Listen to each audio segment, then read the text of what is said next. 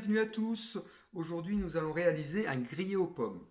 Alors pour ce grillé aux pommes, il va nous falloir une compote de pommes maison, de la crème pâtissière, de la pâte feuilletée et un œuf pour la dorure. En matériel, il va me falloir une plaque de cuisson, un cercle de 220 de diamètre et de hauteur 35, un rouleau ou une roulette à losange, un rouleau à pâtisserie, une poche et une douille unie. Je vais commencer à étaler ma pâte feuilletée pour faire mon fond. Donc il faut compter environ pour une tarte, environ 350 g de pâte feuilletée.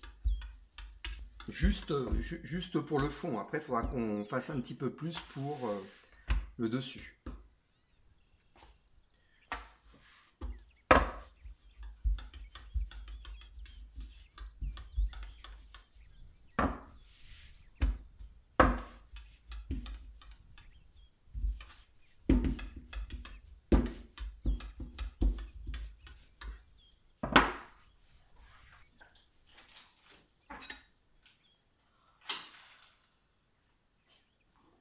Je vais beurrer mon cercle pour pas que mon feuilletage colle à mon cercle.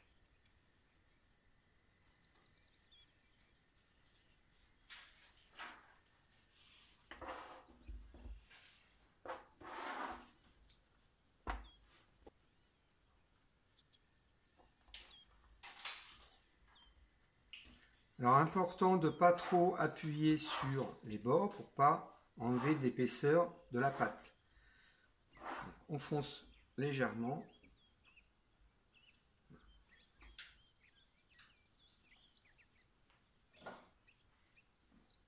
On va enlever le surplus de pâte sur les angles.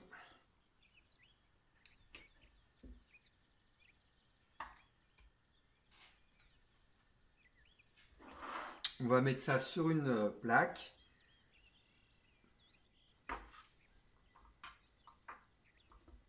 Et on va pouvoir les laisser reposer un petit quart d'heure environ au frigo, avant de mettre notre crème pâtissière et notre compote de pommes.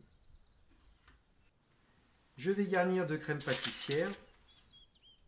Donc je vais mettre de ma poche parce que je trouve que c'est un travail qui est beaucoup plus régulier.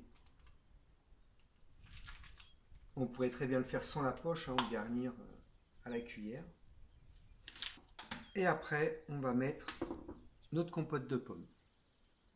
Donc on met quand même plus de compote de pommes que de crème pâtissière. Il ne nous reste plus qu'à mettre notre quadrillage dessus et on pourra mettre à cuire.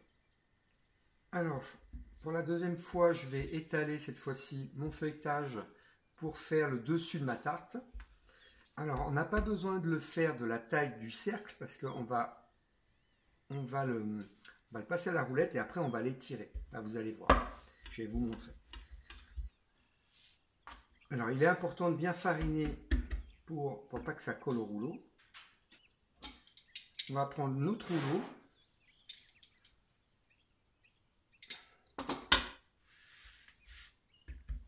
Alors, on va prendre notre rouleau et on va y aller. Donc ça c'est vraiment le plus délicat à faire.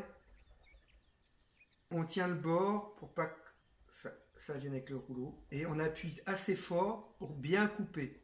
Et surtout on ne peut plus bouger après. Donc on y va doucement. Et voilà.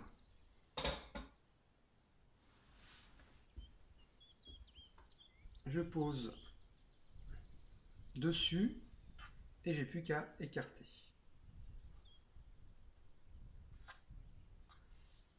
Alors je vous conseille vraiment d'avoir la pâte feuilletée bien froide pour pouvoir faire ce genre de travail. Sinon vous n'y arriverez pas.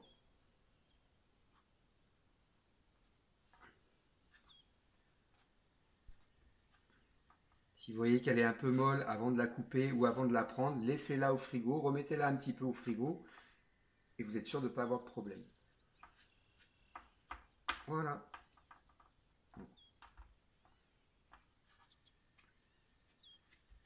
On la fait bien retomber. Et quand tout est fait comme ça, tac,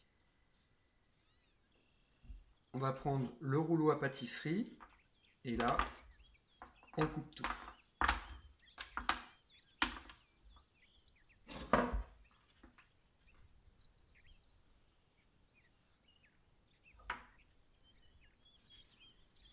Il ne nous reste plus qu'à dorer notre grillé aux pommes.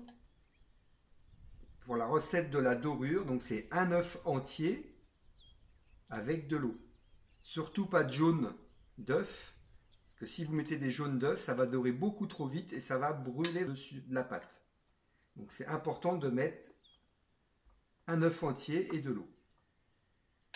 Voilà, on n'a plus qu'à mettre au four. Donc environ, je pense qu'on va la cuire environ une bonne, au moins 45 minutes, je pense à peu près quoi. Je vous dis à tout de suite. Donc ça y est, ma tarte est cuite. La première chose à faire, c'est de décercler pour éviter que la pâte s'humidifie. On passe un petit coup légèrement, logiquement ça doit se décoller tout seul, mais bon, on passe un petit coup quand même pour voir si tout se passe bien. Et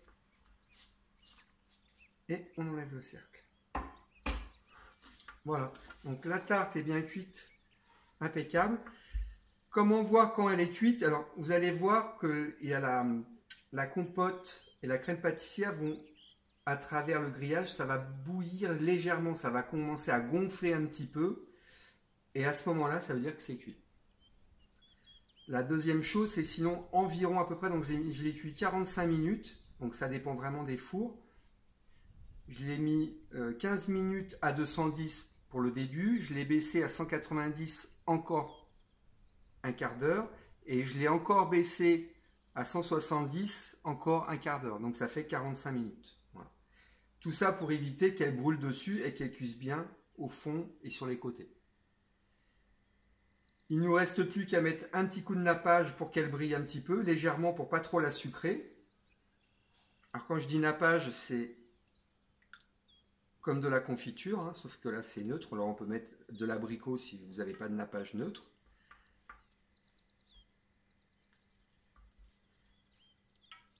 Alors, si vous mettez de la confiture d'abricot, toujours coupé avec de l'eau, hein. Ça évite que ça sucre trop et que ça soit trop épais. Après pour le décor, moi je l'aime bien comme ça, mais on peut rajouter des amandes effilées, on peut rajouter un peu de sucre glace sur le tour. Ça, c'est au choix de chaque personne. Mais des fois, il ne faut pas faire trop compliqué. Voilà. Je vous ai quand même fait un petit décor rapide juste pour vous montrer ce qu'on peut faire avec. Donc, j'ai rajouté un peu de sucre glace autour, des amandes, des noisettes, un peu de pistache. Voilà. Si ça peut vous donner une idée de finition. On arrive à la fin de cette vidéo. Si tu veux encore plus de conseils, tu peux aller lire mes articles sur mon blog pâtisseriepoisson.com. Tu as aussi à disposition une formation gratuite sur les secrets et astuces pour réussir facilement ta tarte citron meringuée. Dans cette formation, tu as 1 heure de vidéo et un e-book avec 9 recettes que tu pourras imprimer. Tu es libre de cliquer sur tous les boutons qui s'affichent à l'écran pour ne louper aucune de mes vidéos. De plus, ça me fera plaisir et me motivera à continuer. Je te fais un petit coucou et je te dis à bientôt. Salut!